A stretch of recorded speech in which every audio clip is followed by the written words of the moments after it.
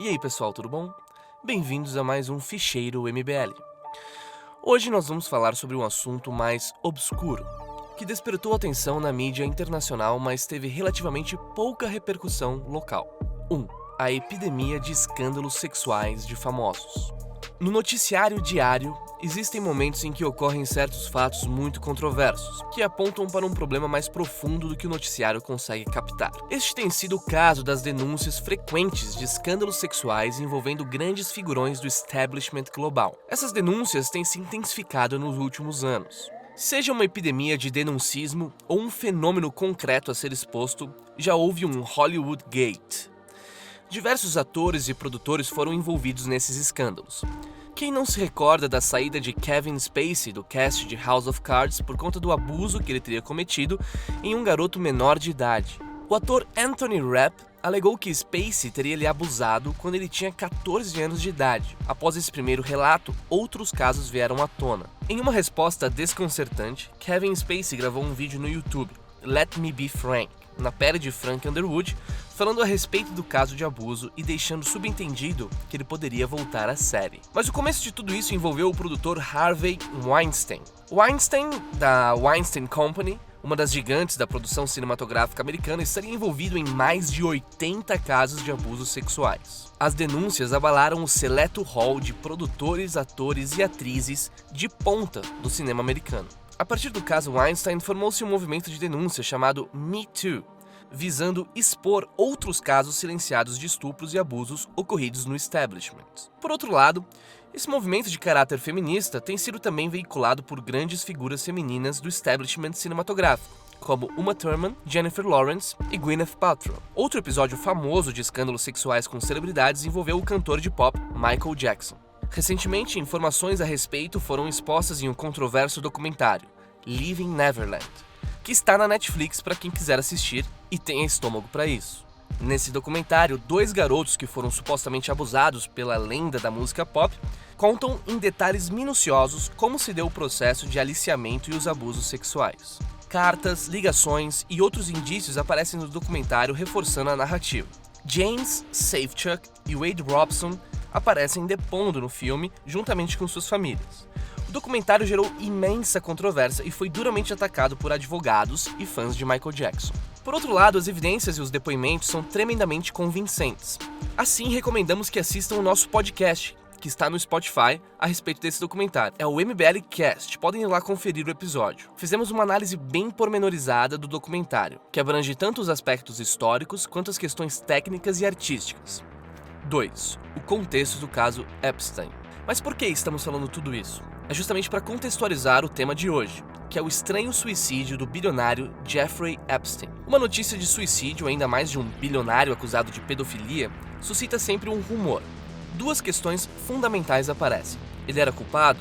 Teria cometido o mesmo suicídio ou ele foi suicidado por terceiros com interesse na queima de arquivo? É claro que esse vídeo não pretende responder taxativamente essas questões, mas ao invés disso, colocar um problema para vocês pensarem.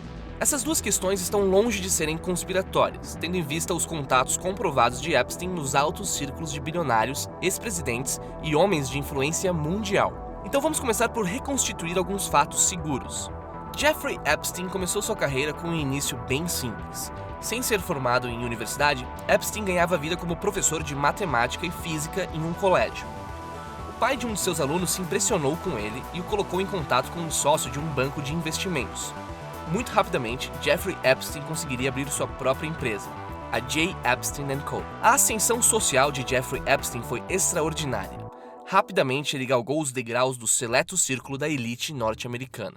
3. O caso sexual. Contudo, este homem, que foi descrito como um cara ótimo pelo presidente Donald Trump, era um apreciador, segundo o próprio Trump, de mulheres bonitas, assim como ele, embora mais jovens. A julgar pelo noticiário, a frase foi proferida por Trump e parece reveladora nas preferências sexuais de Epstein. Jeffrey Epstein foi um filantropo. Participou de campanhas contra a AIDS e doava periodicamente para associações caritativas, tendo criado uma fundação para essa finalidade. Ele possuía um avião particular conhecido como Lolita Express.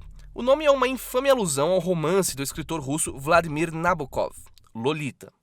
Nesse romance, Nabokov descreve o romance de uma jovem garota de 12 anos, Dolores Reis, com seu padrasto, que se torna sexualmente obcecado por ela, o professor de literatura Humbert Humbert.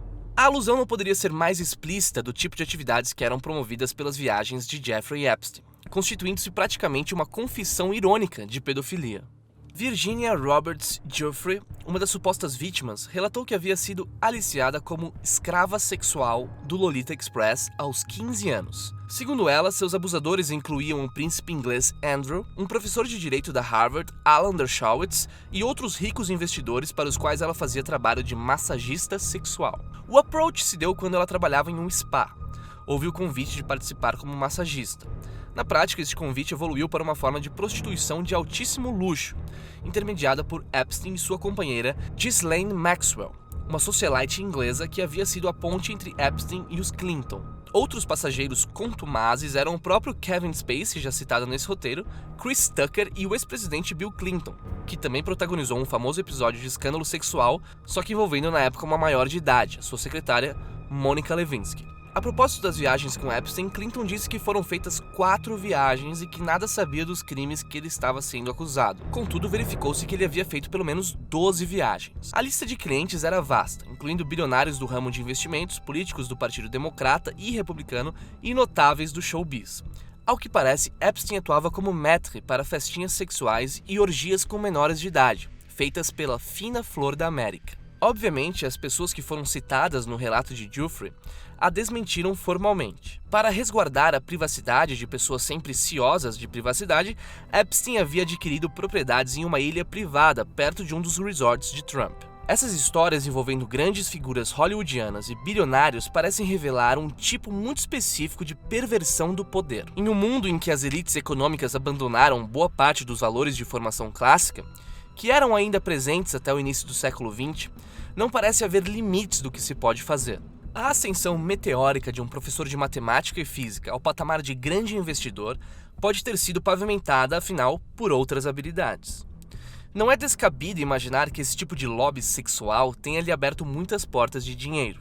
Afinal, o ramo do lobismo é um ramo clássico quando se fala em elite do poder. Assim como os escândalos de Hollywood têm seu lado obscuro, o escândalo sexual de Jeffrey Epstein chegou a um desenlace inesperado. O maior conhecedor do assunto cometeu suicídio. Psicologicamente, é impossível formar uma ideia clara das coisas, sendo que não conhecemos os personagens. Entretanto, se ele fosse inocente, sendo um bilionário bem relacionado, contaria com a melhor defesa que o dinheiro pode comprar. Assim, é provável que não se trata de um inocente, já que ele se suicidou. O suicídio parece apontar justamente a culpa. O inocente desamparado pelos meios legais é um caso. Alguém com poder e amplos recursos se matar sendo inocente e falsamente acusado, tendo sido descrito como um homem pragmático e hábil investidor, parece improvável. E se ele for culpado, as demais alegações de Virginia Roberts ganhariam muito mais força. A morte de Epstein, portanto, veio em um momento particularmente delicado do caso. Não podemos afirmar nada, mas é um desses suicídios que possui uma estranha conveniência. Bom, galera, é isso aí. Muito obrigado por assistirem até o final do vídeo. Espero que tenham gostado do ficheiro. Se gostaram, deixem seu like e compartilhem com seus amigos.